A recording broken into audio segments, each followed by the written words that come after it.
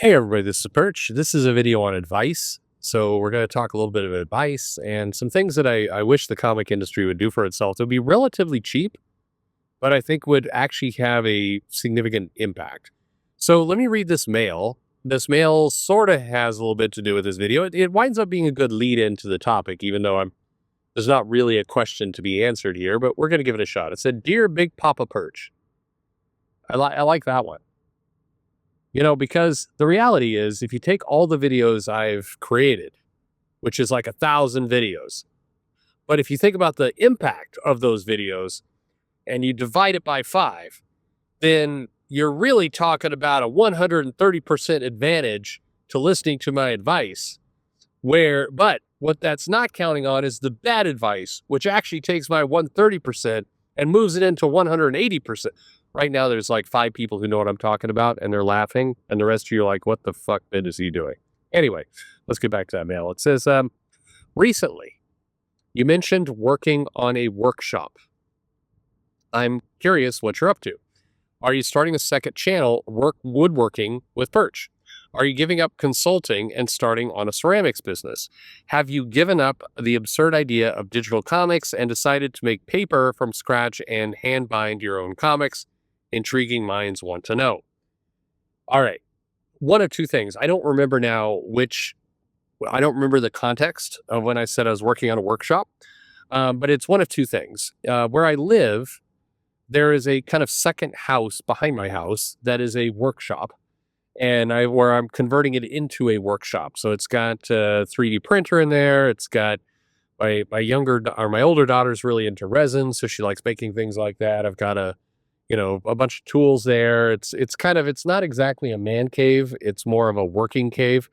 And then I recently just put in a workstation there with a bunch of Wi-Fi, so I could do a bunch of programming and other things in there when I want to. So it's kind of like it's kind of a more functional man cave. It's not there for me to get drunk and watch TV. It's actually there for me to do things. So I've been working on that. I put in drywall and tiled the place, and it's like I kind of intentionally are doing a lot of things very manually rather than hiring somebody to do it because it's fun. It's good stress relief. Alternatively, what I was talking about is I host workshops, which are places, it's like meetings where we come and we teach things. And I just recently did a workshop on fintech, generative AI, and how some of these technologies are going to impact investing and other strategies. So it could be one or the other. But the mail got me thinking a little bit. And I'm going to ask a different question to myself, which sounds kind of arrogant, but we're going to do it. And then I want to answer it. And I'd really be curious to get your opinions. So, a lot of channels talk a lot about fixing comics and how are we going to repair comics and what are we going to do? And there's lots of different advice. But what I don't hear a lot of people talk about in any of these channels is how do you help creators? How do you help the people who are actually making comics, building comics, creating comics, love comics? How do you help them be more successful at what they do? And certainly some of it's networking, some of it's who you know, some of it's kissing ass to Tom Brevoort, lots of different options there. But to me, and I touched on this advice a long time ago, back when Sean Murphy actually liked talking to me. I'm kidding, Sean. No, we still, yeah, we're still good friends, but thank you, jackass, who made his life a living hell that he doesn't want to do anything anymore. Thank you for running this guy off of ever wanting to talk to anybody again in this space. Thanks. You're awesome. You are a great, awesome contributor to comics by doing that. You are a dick, actually. So, anyway, who's he talking about? You all know exactly who I'm talking about. Anyway, we touched on an interview at once upon a time, but it was kind of in the middle of a lot of other things. But if you say, "Hey, Perch, I want you to go in and I want you to you got like a limited time span. You got like 5 years. We're going to let you do almost anything you want to do. How are you going to fix comics?" Well, a lot of you would say, "Hey, you need to fix the marketing. You need to figure out digital strategy. You need to, get creators who actually care about the characters to actually do books. There's a lot of different things in the hiring and the recruiting process and how you're going to manage talent and what do you want to do with new creators versus old creators." I've talked about those topics on my channel a lot, and they're all true. but I'm going to throw out a different idea in the spirit of a workshop. I'm going to throw out a different idea to you right now that I think would be a major help to comics. And I'm hoping to win you over. I suspect many of you will not be with me at the beginning, but I'm hoping some of you will be with me at the end. So, my basic idea is we need to teach a lot of the people doing comics, the writers and the artists, how to be independently wealthy. You're getting a relatively small check from comics. How do we help the people in comics have more of a stable base so they can actually just focus on what they love, which is reading and creating comics and not having to hustle doing a bunch of weird things, not having to e-beg or do GoFundMe's or, frankly, when you're trying to, when you're strapped for cash and you're trying to get DC to pay you, you wind up making a lot of bad decisions. I can only begin to tell you the amount of creators who have come to me and said things like, hey, Marvel wants me to pitch on, the Red Goblin, the son of Norman Osborn, and I don't give a shit at all about this character. This is a bad comic idea. They shouldn't be doing it, but I also want to be paid. So therefore, I'm going to pitch this story idea to Marvel because, I don't know what else what am I going to do? If I turn it down, then they'll stop coming to me with anything. So I guess I'm going to pitch this soulless project that I don't want to do and nobody wants to read and everybody knows it, but I guess I'm doing it. I will tell you, I have heard that particular story from creators dozens, plural, dozens of times over the last 5 years. It's super common. You have a lot of creators who wind up having to pitch for books and concepts they do not care about, but they feel obligated to do because they don't have a lot of money. They're financially not secure.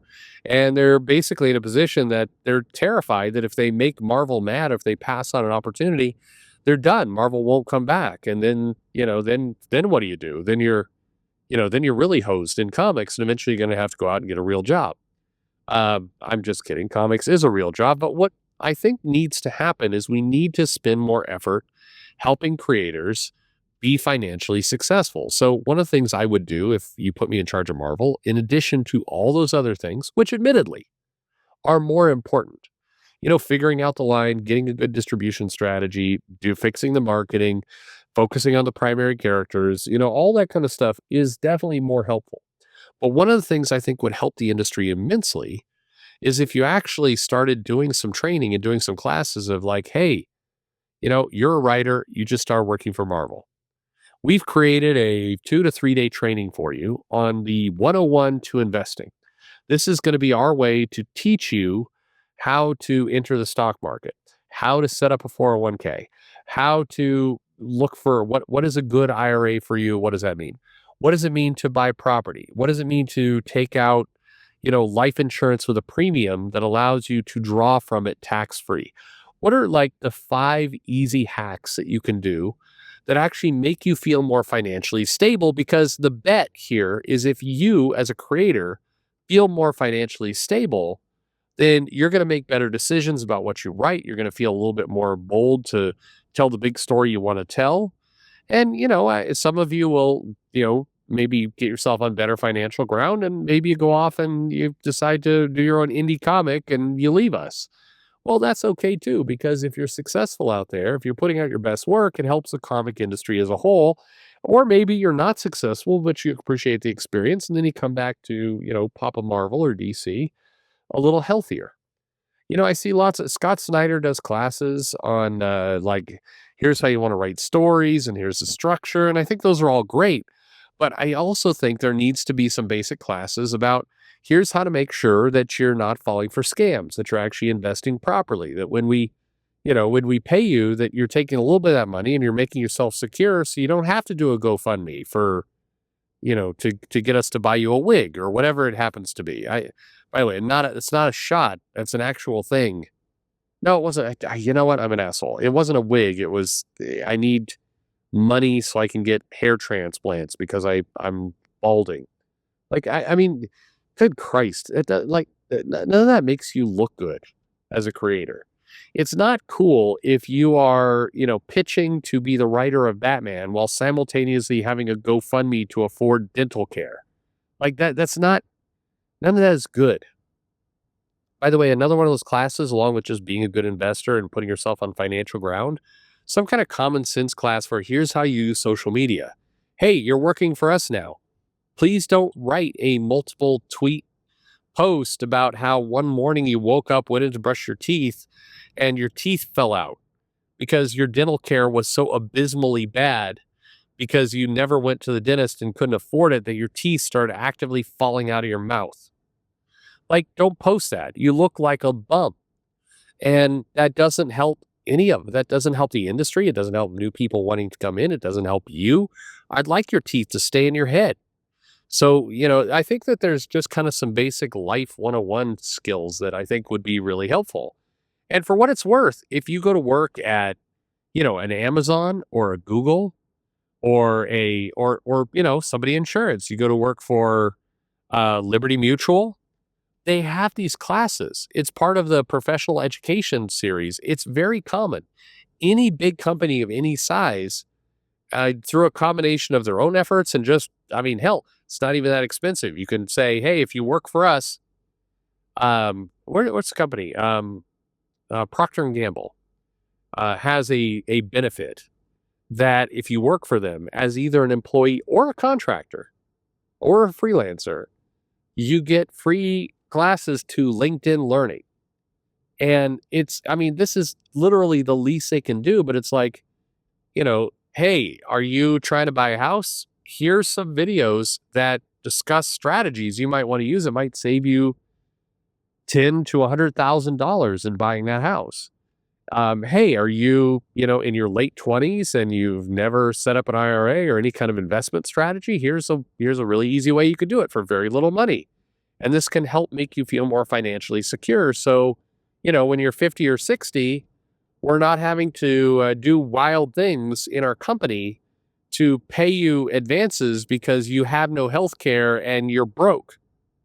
I think that every comic company should look a little bit at their creators. And when they see Danny Lore or a Mags Visaggio or somebody like that, who is having to do GoFundMes for basic human necessities, I think the comic publishers should feel not responsible, but feel a little bit like, we really probably should, we should help with this, and not in a loan them money way, because frankly, if somebody has no investing or financial skills, they're just going to take the money we loan them and blow it.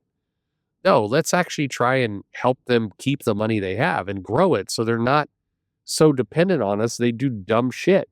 And then, that we'll have better creators as a result. This is a very long-term forward thinking, process. And again, I've said it multiple times. I'll say it one more time. This thing that I'm saying to you right now, this does not supersede basics like, hey, let's have a better hiring plan. Hey, let's have a social media strategy. Hey, let's market our books. Hey, let's find other places to distribute them. Hey, let's actually, address the, our event strategy. So we're not glutting like 50 books out into the, every month that are just meaningless throwaway books. All those things are more important. But my point here is the comic publishers, hell, if you're Disney or DC, Disney or Warner, Marvel or DC, whatever, if you are those guys, you absolutely should be thinking longer term about how you stabilize your workforce. This is in your best interest. You've got to do it. And if you're Image or Boom or Dark Horse, the amount of investment it takes to, basically at least give the illusion that you're trying to help your creators keep their money and be successful, it's minuscule. Do one less variant cover and you could afford, like the LinkedIn Learning thing. I was like, oh, that's an interesting benefit. I don't know how many people use that, but that sounds fine. I wonder, I'm sure it's okay. Whatever. How much did that cost? Year subscription to a company of 100 people or less? $1,000 a year. That's not a lot of money. And then you get the benefit of saying, look, we're investing in you. It's good internal marketing campaign. And maybe you get 1 out of 20 people who actually takes advantage of it. And then you got 1 out of 20 less people who are a fuck up that you have to then take care of. Anyway, I understand. I can already read. I mean, I can imagine a lot of the responses. It's like, yeah, but Perch, these people are stupid. They won't know what to do. They're all socialist assholes. Yeah, yes, I understand. I hear you. And are those do those people exist? Yes, of course they do. I know, but they're not all of them. And this is really one of those things where save a couple, and you'd be surprised. The other thing about comics is, wacky thing. It's a very kind of jealous, Me Too kind of industry. You get one person who kind of is successful with this, and a bunch of others will follow suit like a bunch of lemmings because that's a lot of how comics works. I get I appreciate all the advice. I appreciate. I'll give him credit a second time. I appreciate people like Scott Snyder helping teach people how to write and saying this is what worked for me. You should try it. All good. Help put some help out there for some of these people financially. Again, you're not gonna help. I don't want to mention the names, but like the people who perpetually have GoFundmes every month. You're not going to help them. Those people are losers, and they don't know what they're doing, and they've just gotten addicted to the idea somebody else can pay my bills if I beg hard enough. But comics has thousands of people who are writing, coloring, drawing, inking, producing. You've got thousands of individuals who are doing that every month.